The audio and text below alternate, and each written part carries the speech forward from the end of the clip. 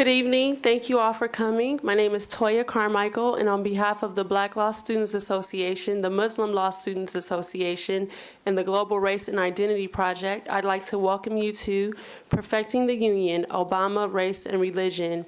I just want to make a few quick announcements. If you have friends who could not make the program tonight, please let them know it will be webcast on the Law Center website. And also for the Q&A section, we are running a really tight schedule. We want to thank the Office of Public Interest Career Services for moving their Public Interest Proud Party to 7 p.m. So directly following this program, join us for the OPIC's Public Interest Proud Party in Georgetown 12. And we have one quick announcement from Ben Rubenstein. Thanks, Toya. I'm Ben Rubenstein. I'm one of the students involved in Hoya Law for Obama. We are not a student group here. We are a group of students. So we've got a few things coming up over the next few days. We've got a happy hour on Thursday night at the GOAT.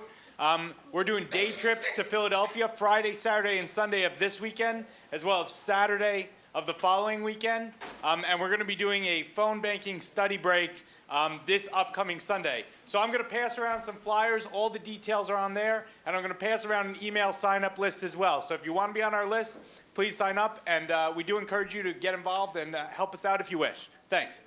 Thanks, Ben.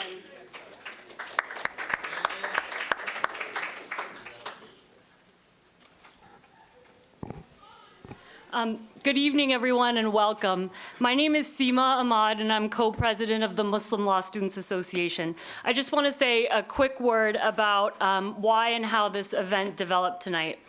When the media started circulating the idea that Barack Obama is Muslim, it felt really personal and painful to me that this was some sort of accusation, and that it inherently maligned and degraded Obama. The tenor in interviews was such that Obama was forced into a mode of refutation. And very few in the media, and indeed Obama himself, quite honestly, didn't often question why, although he is a Christian, it would be a problem if he were Muslim. The endless email rumors and interview questions to me toxically reiterated to Americans that to be Muslim is to be suspect, dangerous, and ultimately unfit for the American presidency. A similar style of discourse has reflected issues of race in this election. Obama had been thought of as post-racial and transcending race. And then following the Reverend Wright controversy, he was a threatening and untrustworthy radical black separatist and supremacist. Again, much of this has been done in soundbite style, with very little analysis or critique. So this discussion today is really less about the pros and cons of an Obama presidency and more about what his candidacy has revealed about the way we talk about race and religion in this country. With so many individual conversations on this campus happening about this very topic, I thought it was really important that we address this as a community and we make a space for this discussion. And luckily, we have three super thoughtful, super amazing professors to lead us through it. So just very briefly, you all know them, but Professor Lawrence, immediately to my left, is an icon in the School of Critical Race Theory. He teaches constitutional law and a seminar on public education. There'll be some other icons you'll see. They're also really good friends. Professor Foreman is a former public defender who teaches criminal justice and education law, and who also started the Maya Angelou Public Charter School for At-Risk Youth. And Professor Lema Abu Odeh at the end of the table has written extensively in the areas of feminism and Islam and teaches in the area of development and critical theory. So with that, thank you very much, and Professor Lawrence.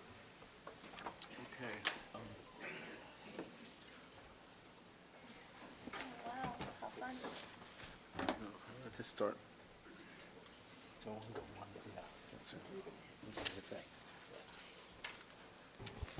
Okay, I'm going to start out with a little visual. Some of you have seen parts of this before. And then I used this in a presentation I gave to the faculty that I just did extemporaneously because I was really talking about another paper I had done, and then the Obama speech came along. So I just want you to start out by looking at these images and holding them in mind as I read another thing that I've sort of written since I did the faculty presentation that's about this. And just think about these images as we speak throughout this time. So this is why I said there are other iconic images. These are also racial icons like Chuck Lawrence in America. This is Little Black Sambo, the hero of probably my most well-known article, The Id, the Ego, and Equal Protection. So.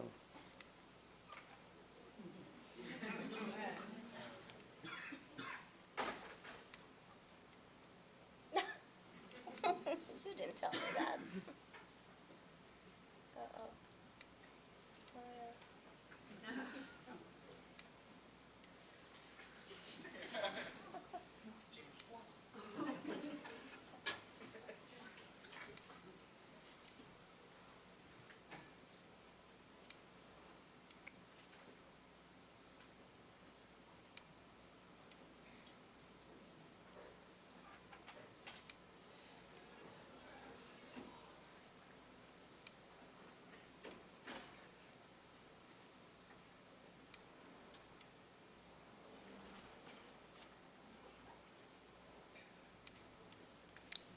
Okay, let me turn the light on.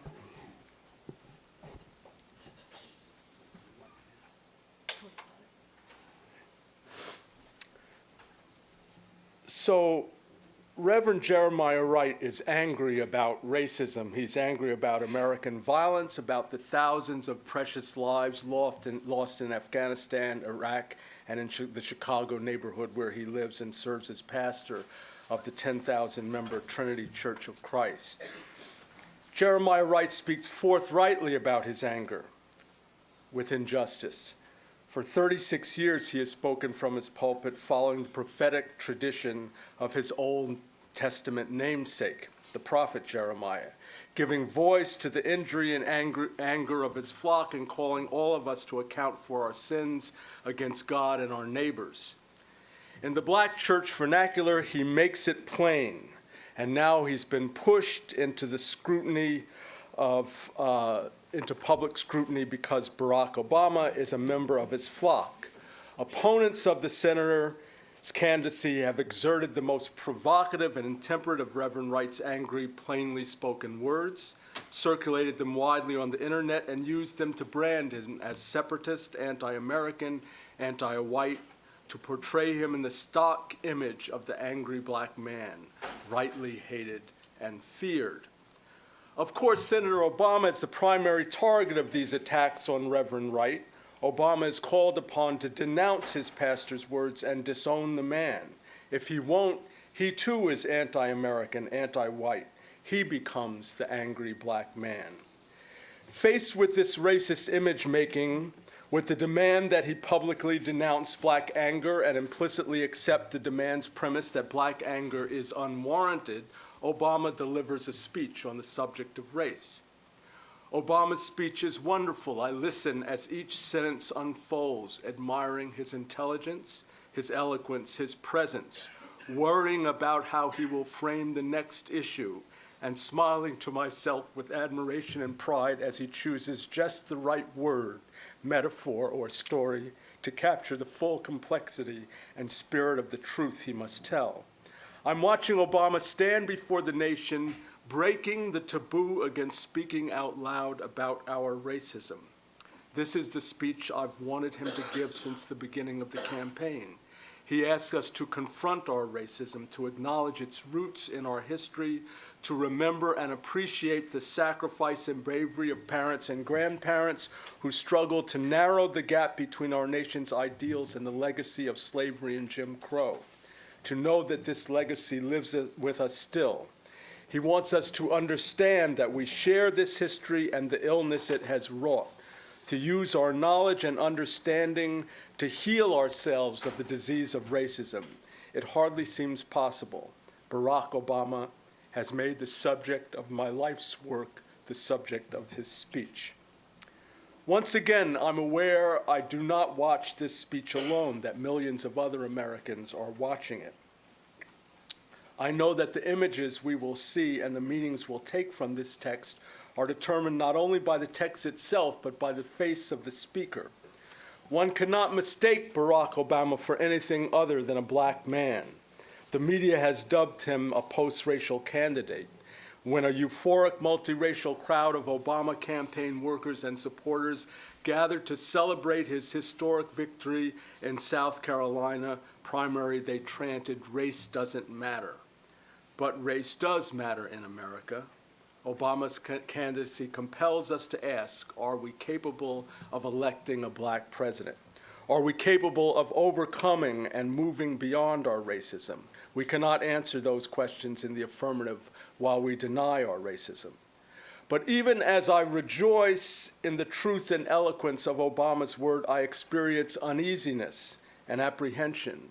I'm fearful that he has spoken perhaps too much truth, too forthrightly, that even his carefully crafted speech will produce the backlash that always comes when one speaks truth to power. Within hours of the speech, a host of pundits and commentators descend on his words, eager to dissect, to analyze, to reinterpret, to assault, to condemn. Many of these commentators lift passages from Obama's speech and refrain them to distort his meaning and silence his truth. They seek to break the bridge of shared humanity that Obama has labored so mightily to build in his campaign and in this speech. They signal to white people, this man Obama is not you. Remember, he is black, and black folks are not us. They do this in the coded language of colorblindness, a language that invokes racism's images even as it denies racism's existence or attributes racism only to those who dare remove white supremacy's colorblind disguise. They never say Obama is scary because he is black. Instead, they use Jeremiah Wright with his Afrocentric robes and unguarded, angry words to recast Obama as scarily. I have limited projection with my voice. So today's class promises to be not one of our better ones. You all spent the weekend doing, I know what you spent the weekend doing.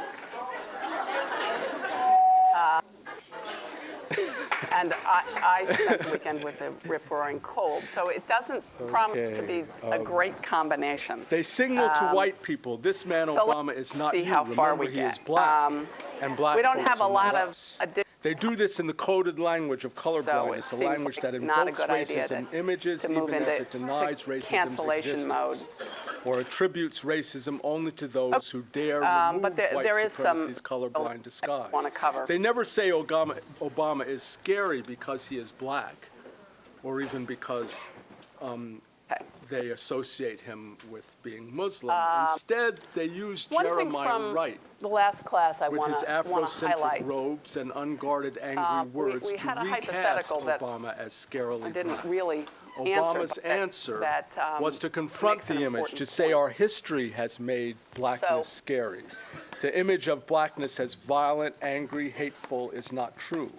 Now the truth silencers strike back, telling the lie again and again, calling right, now Obama's surrogate. Claim by plaintiff against a defendant. White-hating diverse and defendants. separatists. The The commentators position themselves as colorblind, and right, now Obama, becomes the separatist who is racist. The day after Obama gives his speech, I present and discuss the paper I was working on with my colleagues here at Georgetown. The racism at the core of the attack on Obama is the new shared text I asked my colleagues to confront. I asked them to consider the challenge that Obama faces when he makes this speech, when he asks us to confront and heal our racism even as we suffer from the disease, even while there are those who seek to feed the cancer, even as he stands surrounded by the images that racism has created.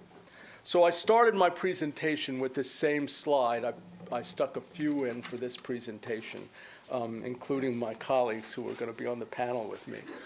And I did this. I had my own up there before because I wanted also to say that all of us speak with these images standing beside us. So when Professor Abu-Odeh stands up in a faculty meeting or before a class, she's confronting the same thing that Obama's confronting, to the extent that people hear her name and immediately associate her with a set of images that have been cast out there in the world, as does James Foreman. And we all have this experience of having to tell truth on the one hand and walk this tightrope on the other hand, of people not being able to hear our truth because of the images that stand beside us in one way or another. So that Obama's foes have used Jeremiah Wright to remind us that all of these images represent Obama's kin. They deploy these images, and they deploy all of the images that you saw today, so that we will feel their presence without knowing that they are there, without asking why their presence makes Obama less human, less one of us. I want to expose those images to make my colleagues conscious of the cultural meaning found in the demand that Obama denounce his pastor, a meaning that we have pushed into our unconscious. I want them to hear how Obama responds to his foes, knowing that he must speak directly to the images if he is to prove them false. And so then I read from this portion of Obama's speech where he talks about Jeremiah Wright, and says that like other predominantly black churches across the country, Trinity embodies the black community in its entirety: the doctor and the welfare mom, the model student and the former gangbanger. Like other black churches, Trinity's services are full of raucous laughter and sometimes bawdy humor. They are full of dancing and clapping and screaming and shouting that many may find jarring to the untrained ear. The church contains in the full kindness and cruelty the fierce intelligence and shocking ignorance that struggles and successes, the love and yes, the bitterness and bias that make up the black experience in America.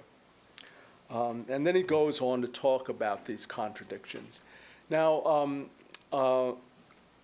what I want to say about that first is to ask people to recognize this struggle that Obama is engaged in trying to counter this image that people have cast out to make him scary by speaking to Jeremiah Wright and his entire congregation, the black community, as full people in all of their anger, and to say, we aren't these images, we're full, complex peoples, and I'm not going to distance myself from these people.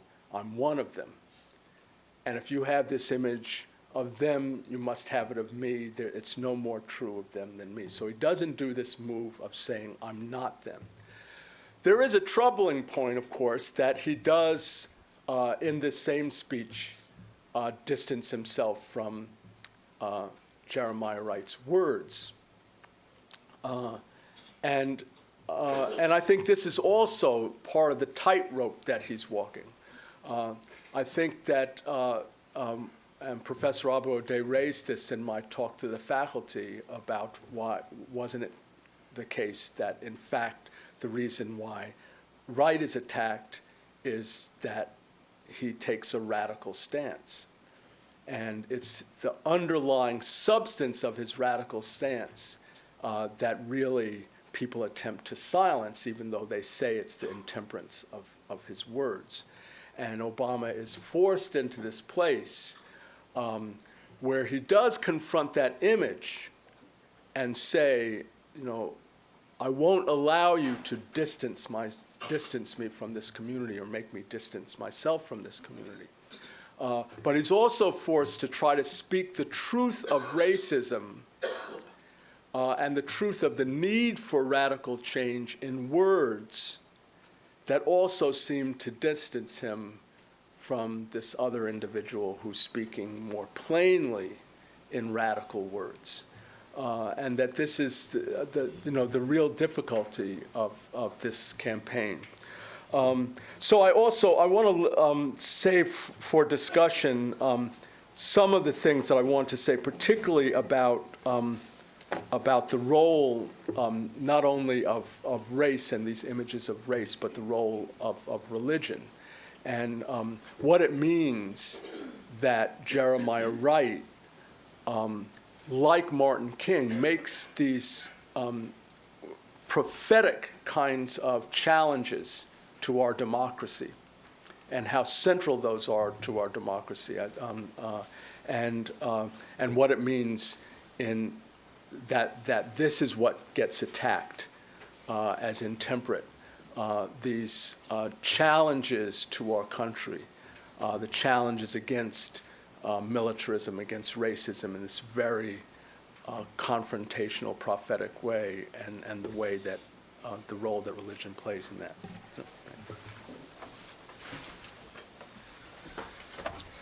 So let me say there are some spaces here if anybody wants to brave actually walking in. There's seats here in the middle, so if folks that are sitting at the aisle could sort of just push forward to let people get into these seats. And there are also a couple of chairs over here just off to the side. And on this side, there's also little window sills that you can sit in that are a little bit better maybe than the floor. I'm actually going to start with two video clips. The first one is it's actually an audio clip, and it's from a speech that Martin Luther King gave called Beyond Vietnam, and it runs for, and he gave it at Riverside Church in New York, which is a church that my dad also gave a intemperate speech at. So I'm a big fan of intemperate speeches at Riverside Church. And it lasts for about 4 minutes. An almost facile connection between the war in Vietnam and the struggle I and others have been waging in America. A few years ago, there was a shining moment in that struggle. It seemed as if there was a real promise of hope for the poor, both black and white, through the poverty program. Then came the build-up in Vietnam, and I watched the program broken as if it was some idle political plaything of a society gone mad on war. And I knew that America would never invest the necessary funds or energies in rehabilitation of its poor, so long as adventures like Vietnam continue to draw men and skills and money like some demonic, destructive suction tube. And you may not know it, my friends, but it is estimated that we spend $500,000 to kill each enemy soldier, while we spend only $53 for each person classified as poor. And much of that $53 goes for salaries to people who are not poor. And so I was increasingly compelled to see the war as an enemy of the poor and attack it as such. Perhaps a more tragic recognition of reality took place when it became clear to me that the war was doing far more than devastating the hopes of the poor at home. It was sending their sons and their brothers and their husbands to fight and die in extraordinarily high proportion relative to the rest of the population. We were taking the black young men who had been crippled by society and sending them 8,000 miles away to guarantee liberties in Southeast Asia, which they had not found in Southwest Georgia and East Harlem. So we have been repeatedly faced with the cruel irony of watching Negro and white boys on TV screens as they kill and die together for a nation that has been unable to seat them together in the same schoolroom. So we watch them in brutal solidarity, burning the huts of a poor village. But we realize that they would hardly live on the same block in Chicago or Atlanta. As I have walked among the desperate, rejected, and angry young men, I have told them that Molotov cocktails and rifles would not solve their problems. But they ask, and rightly so, what about Vietnam? They ask if our own nation wasn't using massive doses of violence to solve its problem.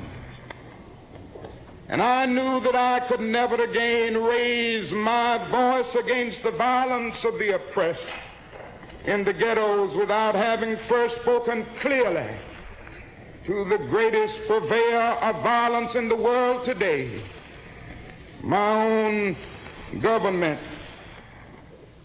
America and most of its newspapers applauded me in Montgomery, and I stood before thousands of Negroes getting ready to riot when my home was bombed, and said, we can't do it this way.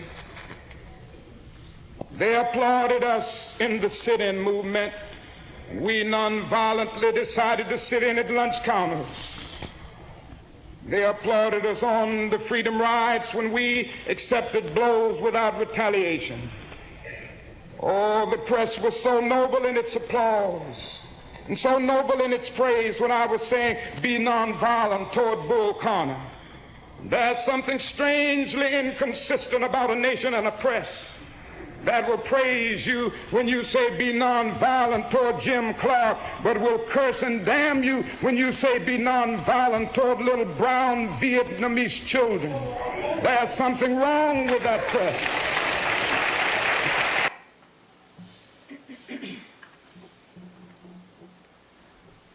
And now I'm going to play one other clip, which is the first TV ad that the McCain campaign has released. Keep that faith, keep your courage, stick together, stay strong, do not yield, stand up. We're Americans and we'll never surrender. What must a president believe about us, about America? That she is worth protecting? That liberty is priceless? Our people honorable, our future prosperous, remarkable, and free. And what must we believe about that president? What does he think? Where has he been? Has he walked the walk? What is your rank? Lieutenant Commander in the Navy. And your official number, 624787. John McCain, the American president Americans have been waiting for. I'm John McCain, and I approve this message. Keep.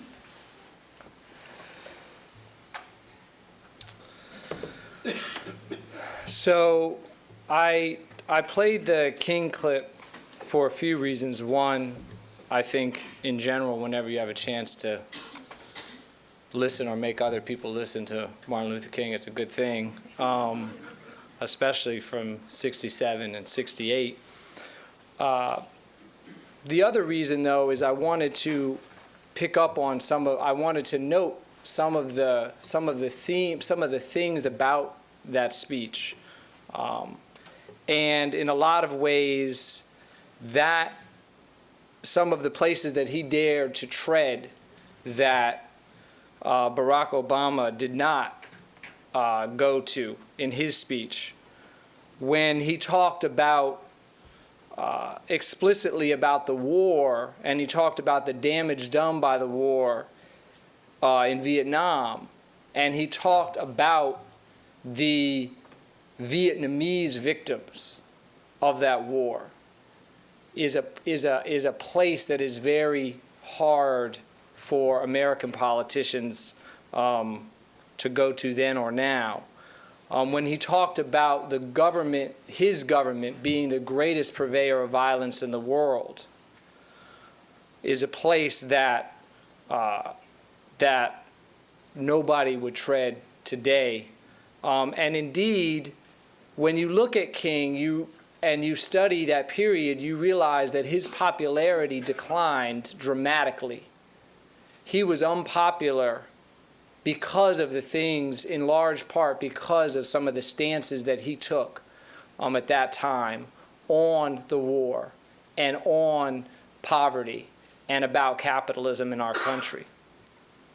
And as I often think about where somebody, a black man like Barack Obama running for president today, the unbelievably narrow path that he has to walk. If you step in this direction or if you step in this direction, then it's all over, because your patriotism and your Americanness is always at some sense in question. There's always a fragile claim on the fullness of being an American, if you're somebody in his position. One of the things that I think his speech has a lot to recommend it. One of the places that he hasn't gone yet in the public dialogue on race is to really, in a really serious way, expand beyond the black-white paradigm. There are other races in America, and there is a need, I think, for somebody to open up a point of conversation that brings in Arabs and Latinos and Asians and other groups that right now still are, in many ways, struggle even more than black Americans do at having that full claim on Americanness. The one thing that I think was really, to me, most profound about Senator Obama's speech is the way in which he was very honest about the different kinds of conversations that take place among different groups in this country. And when the right stuff came out, so many black people were calling me and saying, like, well, we hear this stuff all the time. Like, people say this stuff all the time. And you might agree with it or you might disagree with pieces of it, but this is stuff you've heard. And one of the things that I think is really true about Senator Obama's speech is he said, we really are having like dueling conversations going on in America. And for me, and he said we need to move beyond that. And I can just tell you on a personal note, as a teacher here, that had a lasting impact on me.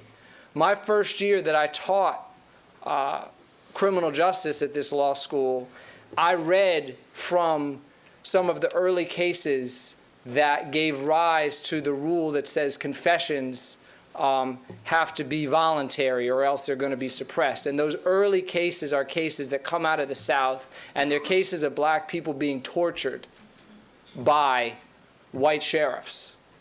And I wanted the students to understand the history that when you grow up as a black person in this country, you know, your parents tell you these stories. My dad was alive and he heard these stories and he passed them on to me. After that class, my first year, a couple of students came up to me and said that they were uncomfortable because they felt as if I was bringing race into the conversation in a way that was insensitive. And I stopped. I was new, it was my first year, and I didn't use those again. I didn't read from those cases anymore. But I read from them this year, again, after hearing the speech. And I think that, and I'm glad in a way that, and I was challenged, the reason I read from them really was I thought carefully about what he said about these separate conversations. And I said, I can't be complicit anymore in allowing, because all these conversations are still going on. I'm not willing to, just on a personal level, keep them private. Everybody's got to hear what I heard as a kid growing up. So for those, some of the people in this room are in my criminal justice class, and so you all know, the end result of the decision that I made. Only now you're hearing all of the background to it. The last thing that I want to say is that, and it's connected to the point that I just made, we have to know that this speech, which I think in a lot of respects was a great speech. I, on a personal level, was very frustrated with one line in the speech, which is the line where he said, I thought very gratuitously, he presented this false contrast between, well, we can't say that Israel is the problem. We have to say it's radical Islamic fundamentalism. And I have deep, deep issues with the way that he phrased that and framed that. And I think it's a manifestation of a larger problem in our politics. And I'm hoping that we'll get into that conversation a little bit as well. But the one thing that I want to say before I sit down is I offered some challenges. I said some things. There's some places that Obama needs to go that he hasn't gone yet. But I'm not really saying there's places that he needs to go, because it's really about places that we need to go as a nation. And the one thing we can't fall into the mistake of is saying, like, okay, I'm waiting for the next Obama speech. Like, when's Obama going to talk about Latinos? That's when we're going to move beyond, like, the black-white paradigm in our conversation about race. No, that's not how it's going to happen. And it can't be that we set it up where we're just waiting on one person. And I think that more generally about his campaign. For people that are enthusiastic about him and otherwise, please don't make the mistake of thinking like, well, it's all about getting him elected. And then, because that would be a grave error.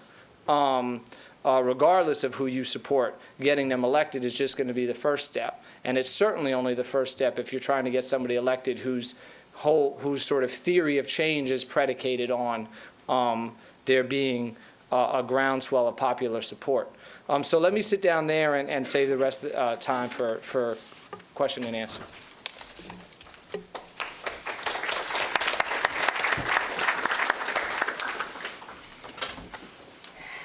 All right, so I was asked to speak as a Muslim. I will talk a little bit later about the complexity of that category and in the uneasy way in which I fit in it. But before I do that, I want to say that when I listened to Obama's speech, A More Perfect Union, I was utterly and completely pissed. I hated it. And when I said to Chuck during his talk that maybe you should be a little more ambivalent about Obama because he in fact disavowed what's radical about you, I was very deliberately trying to make a wedge between him and Obama. And when I heard him speak today, I have obviously failed. And so let me tell you why, all right? I have 3 quotes from the speech that I would like to read to you, and I would like you to keep them in mind while I talk a little later on about what it is to be a Muslim.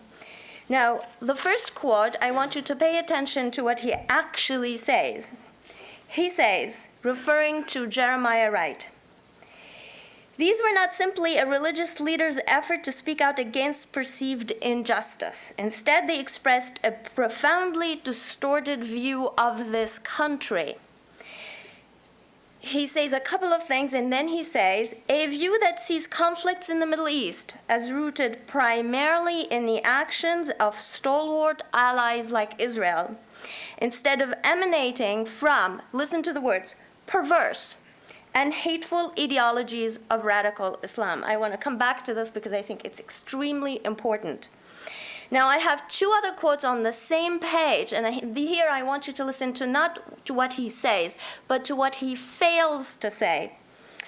He says, Reverend Wright's comments were not only wrong, but divisive at a time when we need unity, racially charged at a time when we need to come together to solve a set of monumental problems, 2 wars, a terrorist threat, a falling economy, etc., problems that are neither black or white, Latino or Asian, but problems that rather confront us all. So in the paragraph before, radical and perverse Islam is what is responsible for everything.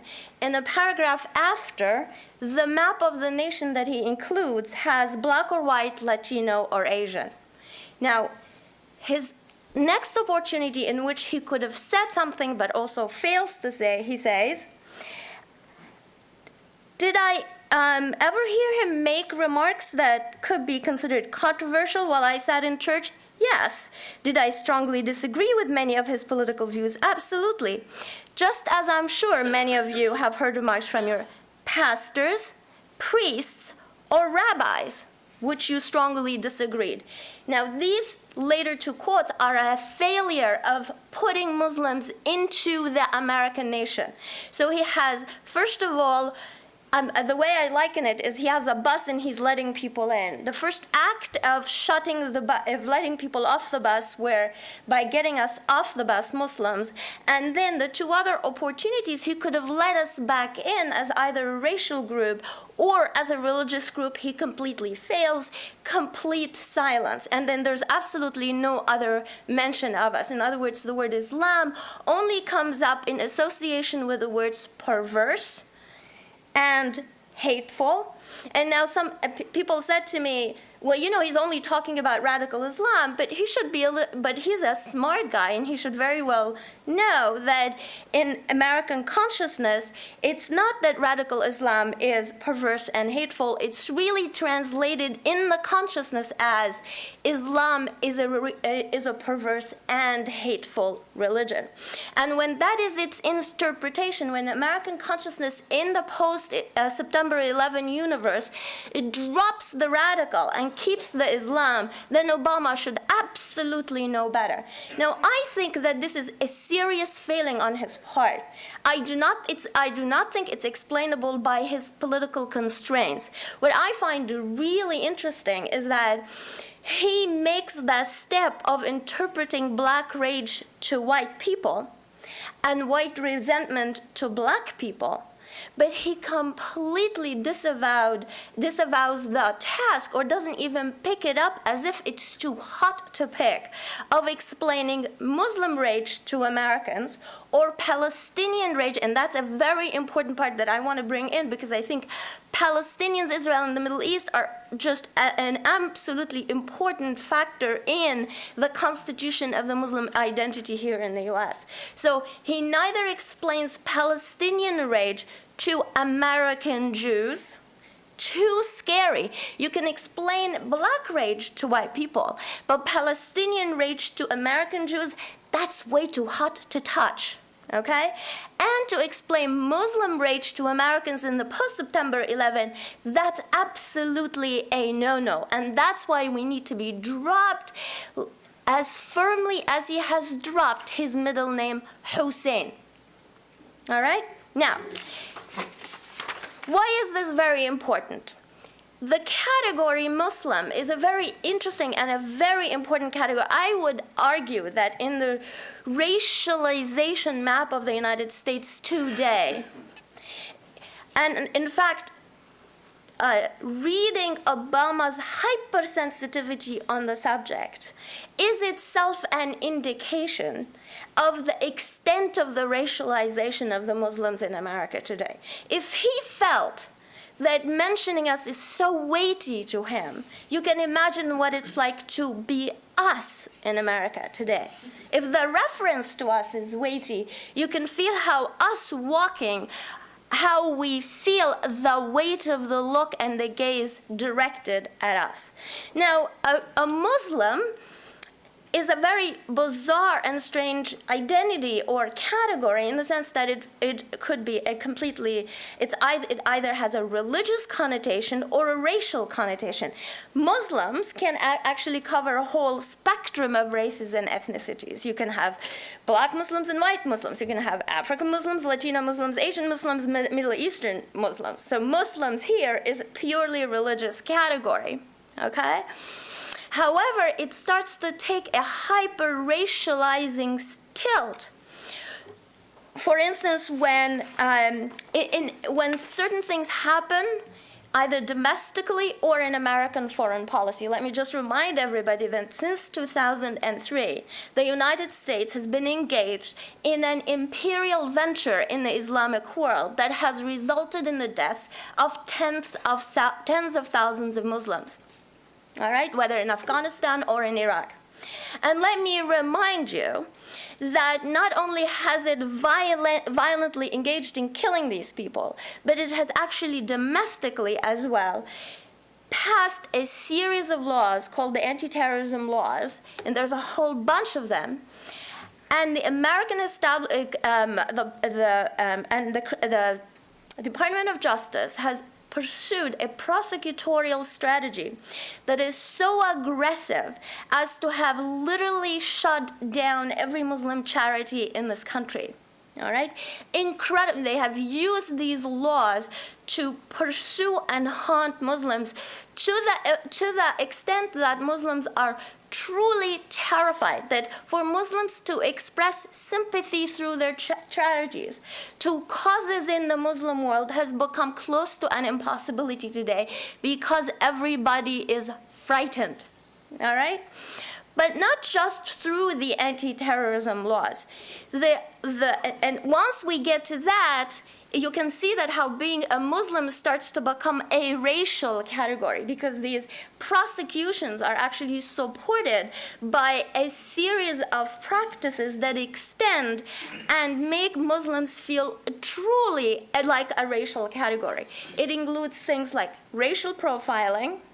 It includes things that are like FBI surveillance of the community, which is so aggressive that it's truly, when you hear, I am, for instance, completely convinced my phone is tapped, absolutely tapped. I know because they're not even careful about it. It clicks when I say hi, okay? I know that I have a file with the FBI. All right? The only reason I feel safe from their prosecution is because I'm actually a secular leftist, and I'm not religious. I do not practice in any way. So in many ways, I feel safe from. But they're monitoring me. Yes. They're surveying. Yes. Okay. Racial profiling, FBI surveillance, aggressive prosecutorial strategies are literally haunting Muslims today. And you add to that discrimination in the workplace. More and more cases are coming to court where people are being discriminated against because you counted, women are wearing hijab, people look brown when they apply for jobs, etc. They're starting to come to the court, and I think they're showing a particular shift in the Muslim identity from being a religious one to being a racial one. Now, there is a history to this. I mean, I kind of smile to myself because now I'm speaking to you as a Palestinian. Palestinians have had to deal with the American state surveillance, prosecution for a long time now. The category terrorist historically has been really, when it comes to the Middle Easterner, has been the privilege of the Palestinian. All right, it's always been our privilege. Unfortunately, for Muslims who are not Palestinian, September 11 has caused this category to embrace them. Okay? So even those Muslims who were trying to dissociate themselves from us, thinking of us just the way Obama thinks of us, as something too heavy to carry, the post-September 11 world has basically turned them into Palestinians. So what you're actually noticing in terms of the identity construction is a complicated Palestinization of Muslims, because they're being treated as the Palestinian terrorists, which has been ongoing since the 80s. And, ironically enough, the Islamicization of Palestinians, which is occurring in the fact that the anti-terrorist laws, the prosecutions, especially on the cases that have been aggressively coming to the courts through plaintiff law firms and using civil liability cases, have specifically targeted Palestinians. What is funny about the prosecutions under anti-terrorism laws in this country is that it's targeting Palestinians specifically. So now American Jews who are also Israeli citizens are using them aggressively to prosecute the Palestinian Authority, Islamic charities. They are being prosecuted under anti-terrorism laws that were passed to confront the terrorism against Americans. These are being used by double citizens Israeli Jews who come to the US and demand payment of millions of dollars for suicide bombings going on in Israel. So now the Palestinian anti-terrorism laws is catching the Palestinians even harder in the trap, while it is also forcing the Muslims into the Palestinian past and destiny of themselves becoming the terrorists who are subject to the surveillance of the state. Now, if you put all these acts together in the age of empire, in the age of military imperial intervention in the Islamic world, which is absolutely dreadful and terrifying, the racialization of the Muslim category domestically inside the US as a result of that imperial venture, Obama's dropping us like we're hot potato, or maybe cold potato should be the expression, is unforgivable. It is an act of national exclusion in this incredibly politicized time that I, for one, will not forgive, okay? Now, there are two things I want to say at the end. It just shows, I think, that when you are running for office, you are going to engage in acts of embrace and disavowal by virtue of the elite position that you aspire to hold. That's what people in elite positions do all the time, and Obama is no different. He's just going to do it.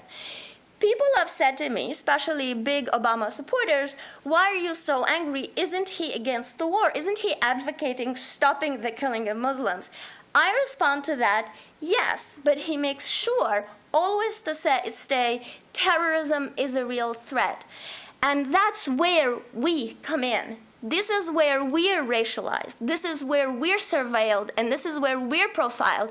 And this is where there becomes a collapse between being a Muslim, meaning being born of Muslim parents, or practicing Islam, is completely collapsed with a radical militant Muslim whose ideology is full of perverseness and hate. And that's the terrible thing about racialization. For Obama to have failed, to even giving us some gestures, some lip service, by adding to rabbi and pastor and imam, to saying blacks, white, Latinos, and Muslims, that would have been an unbelievably generous act on his part, which he completely failed, and I think he should not be forgiven. I will not vote for him, but only because I'm not American. I cannot vote. Thank you very much.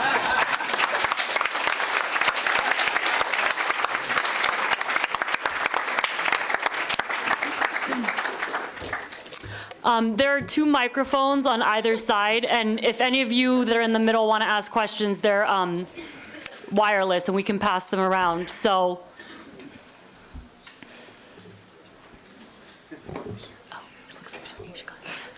yeah, we're good. Eric? It's either at the bottom or on the side of the microphone, and it takes a couple seconds to turn on.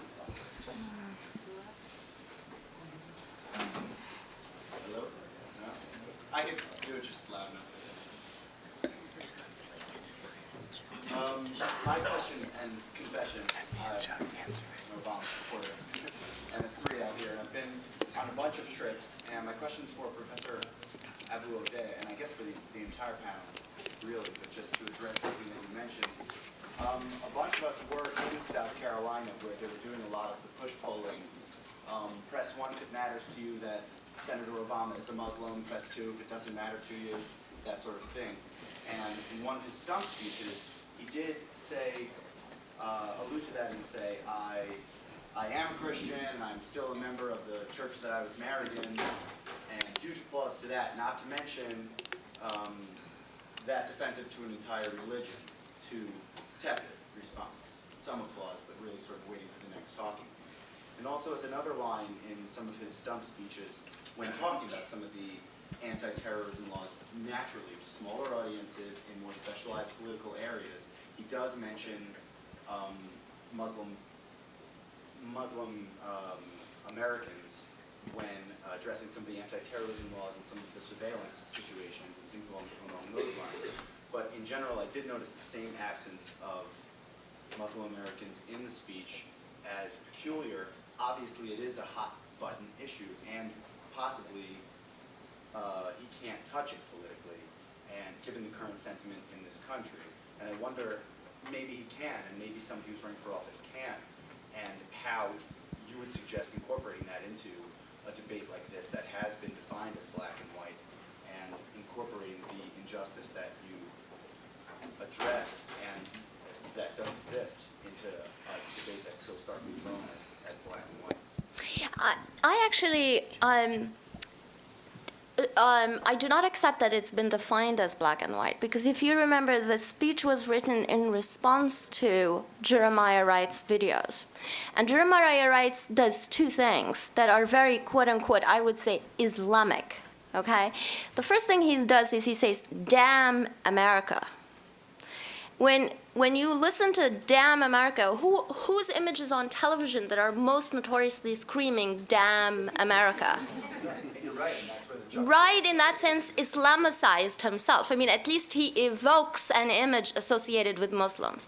The second thing that he does is he says, Israel oppresses Palestinians the way this country oppresses blacks. He made the analogy. So Wright came to him with the black issue and the Palestinian issue and the Muslim issue combined together. His response is an act of differentiation, which is very complicated, in which first we have to step out, bye-bye, and then for even his relationship to Wright is also an act of disowning while embracing. Because if you look at the way he talks about Wright, he is, on the one hand, he's saying something, he's talking about black rage, and please, white people, please understand, but he also throws him back into history as a member of a generation who has yet to wake up to the fact that, gee, there are a lot of black people who are having it good in America. So even when he wants to embrace Wright, he actually also disavows him. And it looks like we go with the part of Wright that is getting disavowed. And, and that's why I think they need to be connected. I mean, they came connected. Right.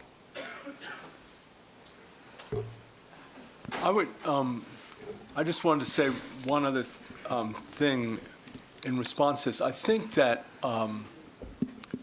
there's no doubt about the fact that Obama made a decision that this was an issue that was, as Lemma said, is too heavy to carry, and that he did much the same thing with Jeremiah Wright, to the extent that he only owned him as much as he felt he was capable of owning him and still remaining a viable presidential candidate. Right? I mean, it's clear that this speech, I mean, I think, you know, one of the things that's really struck me, when you go back and read Dreams from My Father, is that, you know, there's a lot of stuff that Obama is aware of, and he's made quite a conscious decision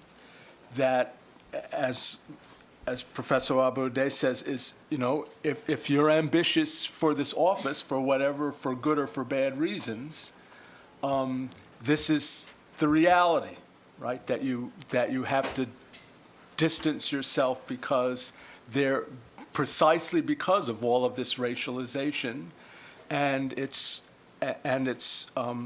eliding with terrorism and all of these images that come up. And so this means, and the reason I put Professor Abu Odeh's picture up there as well as mine and Professor Foreman's is that I know that as brave and outspoken as she is and will always stand up, and I know how many times she has to just avoid even being in the room at certain times because of the being confronted with either having to spend like all of her time and energy and soul responding to crap, or having to stay out of it. So I think in many ways, I'm feeling this, when she says, well, she's trying to drive this wedge between me and Obama, and she's been unsuccessful at it. And I've had the same, in my critical race theory class, we went very carefully over this very paragraph that you read, talking about this very thing. And I said much what Professor Foreman said, that we can't wait around for Obama to do something about this because he's not going to. That the best we can do is say, we're going to bring these things into the discourse, and we're going to push on him, as everybody else, to talk about him. But it isn't, I think it actually is the proof of exactly what I'm talking about, how we're limited by the ways that people can make you into. So for instance, when I was looking for these pictures the first time when I was doing my faculty presentation, and so I went online to look for a picture of Jeremiah Wright. And so you go to Google and click Google Images, and then you get all these pictures of Jeremiah Wright. And I'm sitting there, and there's this picture of Louis Farrakhan. It comes up, you Google images of Jeremiah Wright, and there's Louis Farrakhan. I said, well, what is this doing here? Well, this is, so it's really clear that this whole thing, is Obama becomes Jeremiah Wright, becomes Louis Farrakhan, becomes, Osama bin Laden. That's, it's just, one just keeps getting substituted for the other, and he makes a speech, and it's clear that part of it is about, that's what I was sort of describing is, how is he going to get to this next thing? Well, it was clear you're in this tension between wanting him to tell the complete truth and knowing that if he does, he's gone. That's it. And let me just say just one thing on that, because I struggle with this a lot, right? Like no politician does, and we always joke about this, like, oh, well, here's what I would have said differently, or here's what I would do differently, but also then the next sentence is, and this is like reason, not just number one, but like reason on a list of 1,000 about why I would never be president or run for president, right? Because like you can't say the things that we say and believe and be president, and not like I'm like at peace with that, but. Are you sure? Yes. But here's the thing that I struggle with. So like I watched this movie Body of War, and about the lead up to the Iraq War and the vote for the authorization, and it's an amazing movie. I recommend that folks see it. But one of the things they do is they count each senator, and they have quotes from them who voted for the Iraq War authorization. And then and that's interspersed with Senator Byrd and the 22 other senators who were speaking out against it. And when some of the senators there's like two categories of senators, right? There's some who believe the stuff that they were saying, like they thought this was a great idea to go fight this war in Iraq. And there's others who don't believe it, but decided that it was too heavy to carry. And I personally happen to believe that Senator Clinton is one of those people, and I watch it, and I am so angry as I see her speaking, knowing that she doesn't, believing, I don't know what she thinks, but believing that she actually doesn't think this is right, but that she's decided this is just too heavy to carry politically.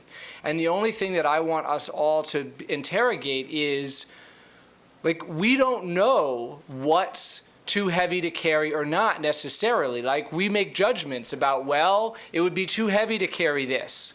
Well, maybe it would be or maybe it wouldn't, right? But one of the things that I think that some of us apply is that we want people that are courageous. And so the only thing that I want to say to you, Eric, because you asked the question as an Obama supporter, is I think it's a too easy off the hook to say, well, I agree with the analysis. Like, I think that he decided that it was too heavy to carry.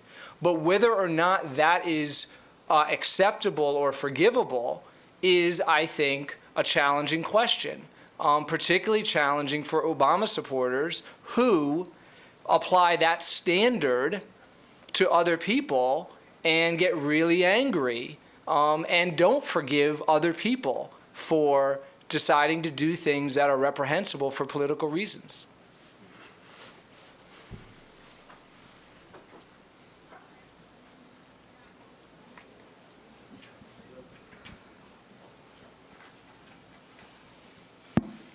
I was wondering if you could all speak to some of the comments that he made about white resentment.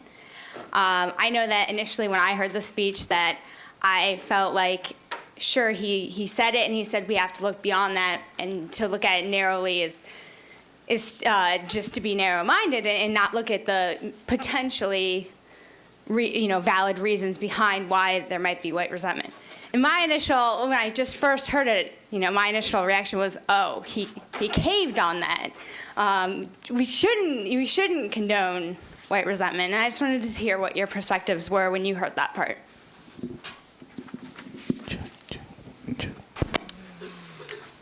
Well, I don't know that I see it the same way. I mean, again, I would have to go back and look at like the specific text to talk about what he said. And again, I don't know exactly how I would have worded it necessarily, but it does seem to me that it is a big issue to take on directly, because it is true that historically, I mean, he went back to maybe to the 80s in terms of referencing how this has been used, but it goes back, of course, much further than that.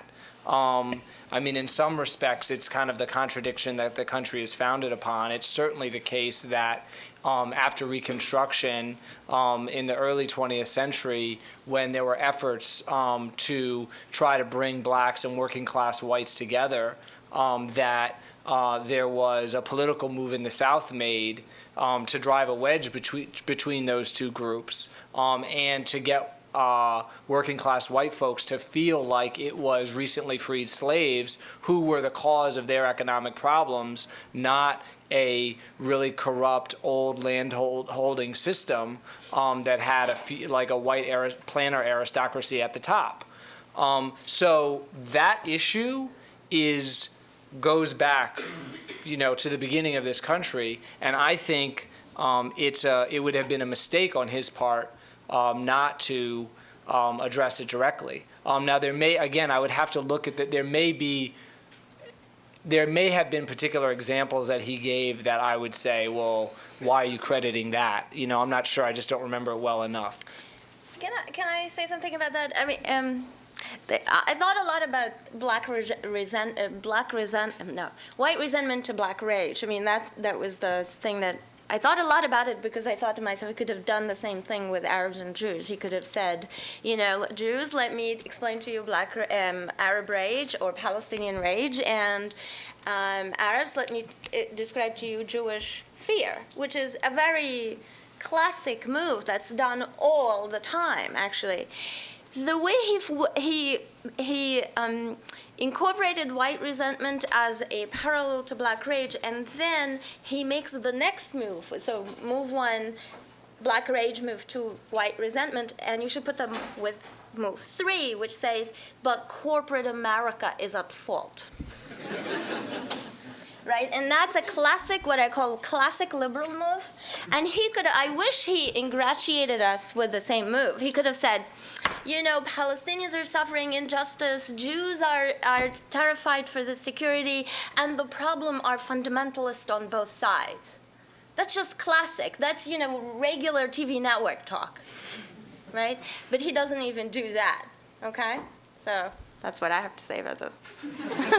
Andy? Andy, can you use it just for the webcast purpose? My question is kind of short. You mentioned a lot of the problems that Muslims are having here in America, and you felt like what Obama says was unforgivable. Now, in my opinion, it seems like a lot of things you're describing are things that black people have been going through historically. I question, since the fact that it is an election year and someone will be elected, how do you feel like that informs how you vote? Because the fact that you feel he dropped the ball in that situation, does that mean you vote for another candidate totally? Does that mean you abstain from voting? I'm not a U.S. citizen. Oh, I'm just saying in general, how do you think? Vote. Well, generally, how do you think that should go then? With the Muslim If I were a U.S. citizen, I would vote for him, yeah. Okay. Oh, yeah. Sure. Not Clinton, please. You know, I would just add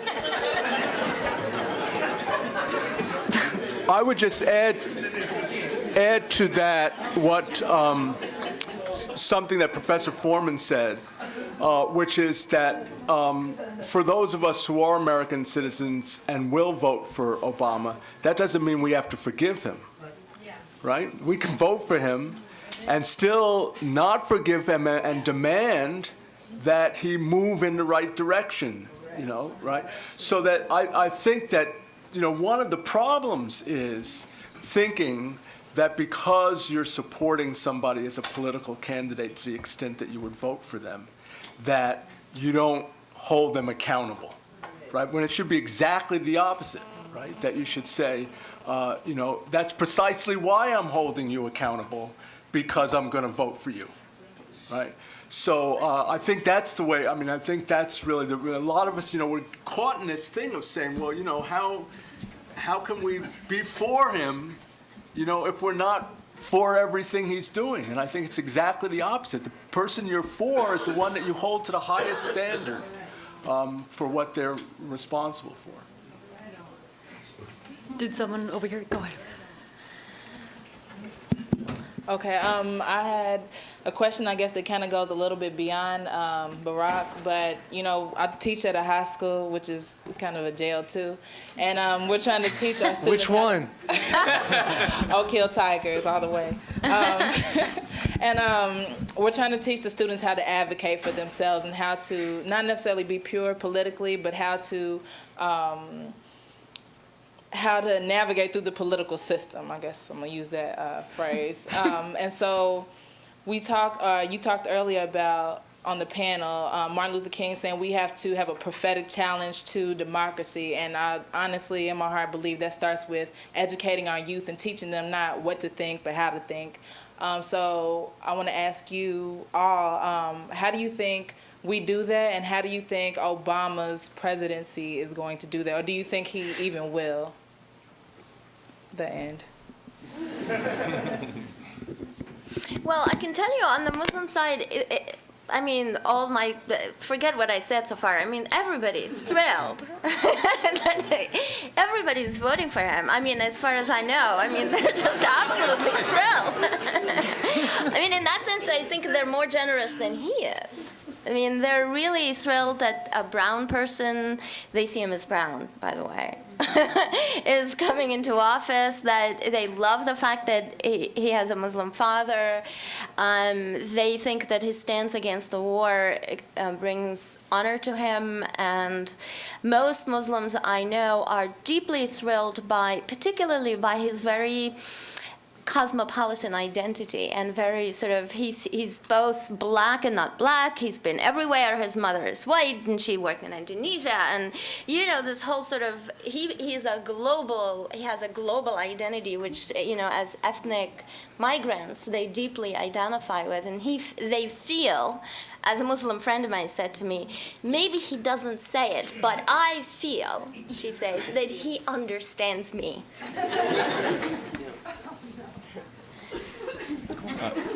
I just have some comments about some of the commentary that came out, and just wanted to let people kind of, respond to whatever my thoughts are. One thing, when Professor Lawrence was talking about Reverend Wright, when I first heard the words of Reverend Wright, the first thought that came to my mind was Malcolm X. And it was interesting, this idea of black radicalism and its relationship with the Muslim faith in American context, and how that plays itself out. And the other commentary I thought was, too, just about Obama being able to speak about the issues in his speech when he's talking about black and white, and how he couched it within his own narrative of his own experience. And this idea of how people, because of their background, are or aren't able to engage in dialogues about racial categories. So I'm the child of a black and white parent, so I can talk about black and white issues. I can't necessarily, because I'm not in this in-group, talk about Muslim and Jewish issues, but those kind of issues, because I'm not part of those groups. And what that means for the kind of dialogue that we can have about race and about these issues. Well, I think it's a really important point that I do feel, I think you're right, that so much of how he gets into these conversations is through reference to his own background. And there is a sense in which we grant people, sort of credibility to take positions on particular issues. And I mean, there was a big discussion earlier this year in the law school on that Professor Seidman took the lead on, and he introduced his position. He said, as a Jewish professor, and then he went on, and there is a sense in which we do that.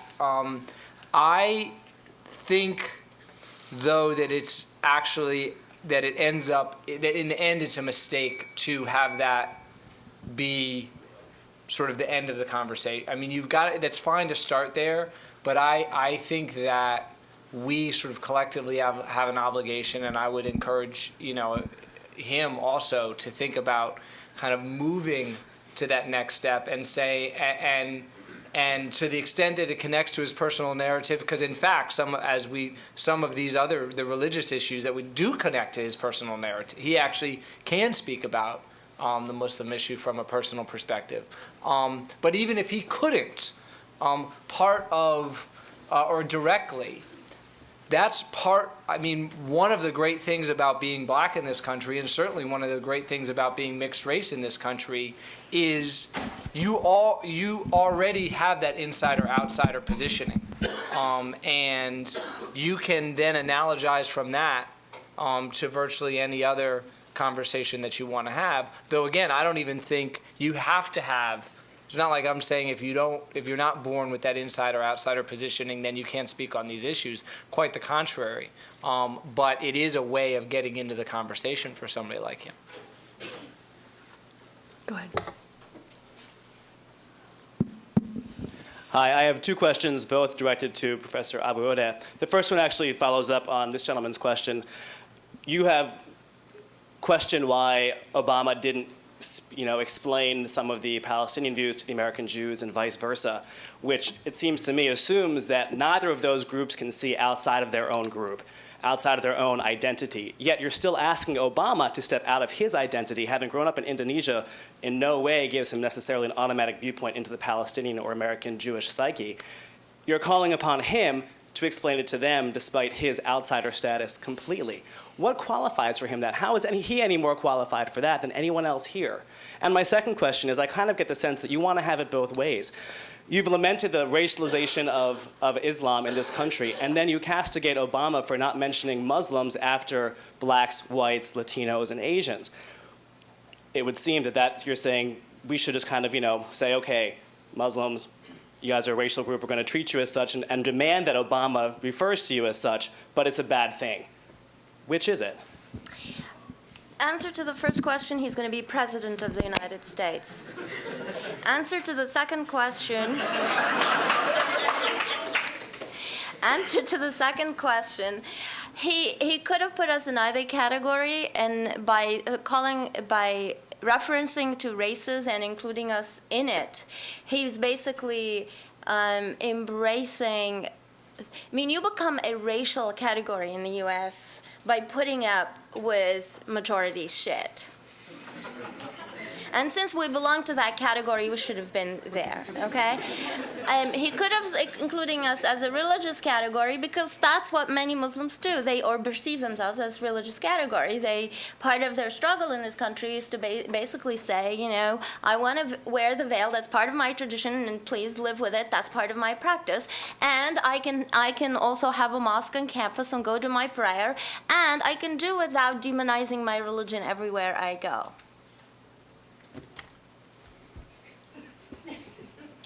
Dan?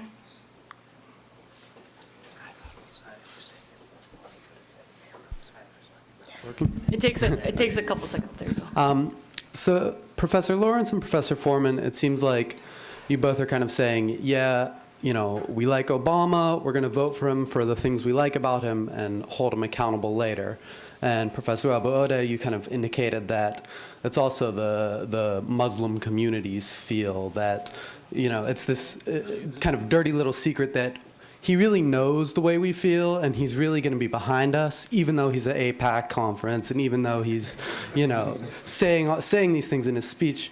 But do you really think it's plausible that once he gets into office, that the Mossad lobby is going to be able to hold to get him to do what we want him to do? You know, is he gonna be a good president when he gets into office? Put the screws to him, Seema. Yeah. I like that, Dan. I'm starting my own pack. I actually have a follow-up question to exactly what he said, which is, in terms of Middle East policy, to run for president of this country, you have to establish that you're pro-Israel. It seems to be sort of one of the core elements of being able to be president, is to say we support democracy in the Middle East, therefore we support Israel.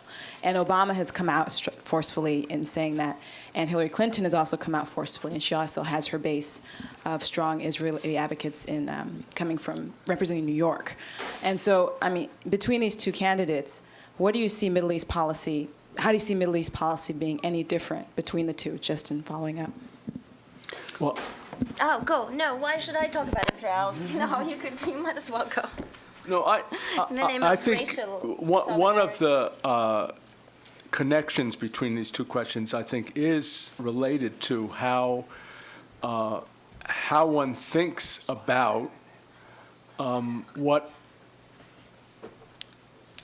the dynamism of politics and what it is to hold people responsible and what it is to use an election to build a movement and redefine issues, et cetera. So that, yes, maybe it's true that at this point in time, there is a sense among mainstream politicians that support of Israel in this particular way that we support Israel, despite the fact that it's horrible for Israel as well, right? That, you know, that and despite the fact that there are people in Israel who think that, you know, the policy in Israel sucks, you know, that we that even if people, if that's the current state of what mainstream politicians feel they have to do, that has to stay that way, right? So that if people who are who feel that Obama is their best bet continue to engage, not after he gets elected, but, you know, right now, in a discourse that says we're demanding, this portion of your supporters are demanding this view that, you know, this is what Middle East policy ought to look like. You know, that's what really, you know, I think moves. I think, you know, one of the even though he may have done it as just a good soundbite, you know, one of the greatest responses that I heard Obama give was when someone asked him who he thought Martin King would be supporting, you know, in the presidential primary election, in the election of the candidates, and who would he tell people to vote for? and Obama said, I think that Martin King would say that people should say, here's what I stand for, and demand that the candidate, stand for what they stand for, right? And that you should vote for the person who stands for these things, right? And I think that that's this idea that we have to choose a candidate based on whether they're going to be different on some policy, based on where everybody is on that policy right now, rather than say, we ought to enter into this campaign pushing for certain things that we value, whether they have to do with education, what's going to happen to kids at Oak Hill, or whether they have to do with what's going to happen in Palestine and Israel. So I think the very fact that that Professor Abu-Odeh said, comes to this forum and speaks to these issues, right, is exactly what has to go on. Has to say, no, this thing can't just sort of drop off from the issues that we're going to talk about in this campaign, because people are afraid to talk about them right now. And I think the same thing. Obama hasn't said a whole lot about about incarcerate. How many blacks are incarcerated in this country and what we're going to do about that, right? So that means that others of us have to be, talking about that right now as part of the process of saying that the constituency that you're going to have to respond to if you get elected has a sizable group of people who are going to be demanding these kinds of things. Do you want me to say something? If you want. Very quickly, I think that I want to refer to something that James said earlier, which is the impact of advisors to these candidates is enormous.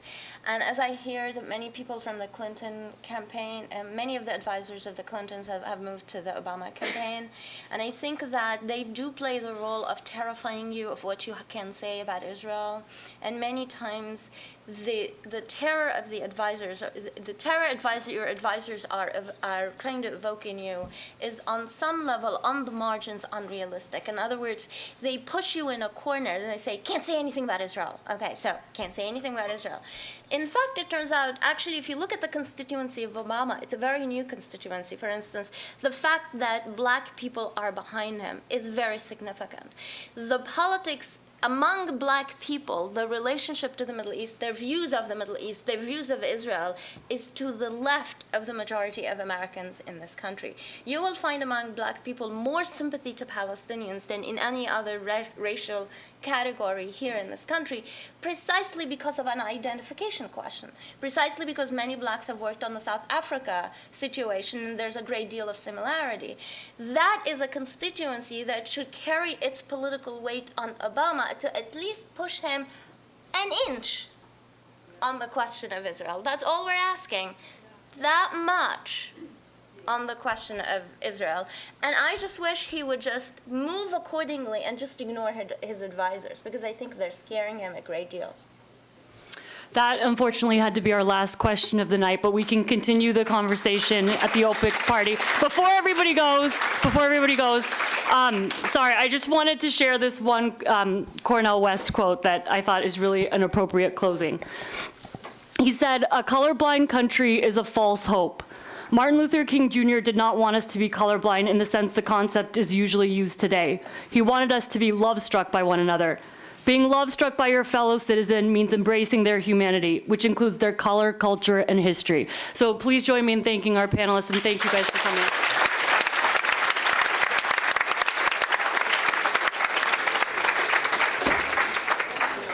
Thank you, comrades. This was great. This is the most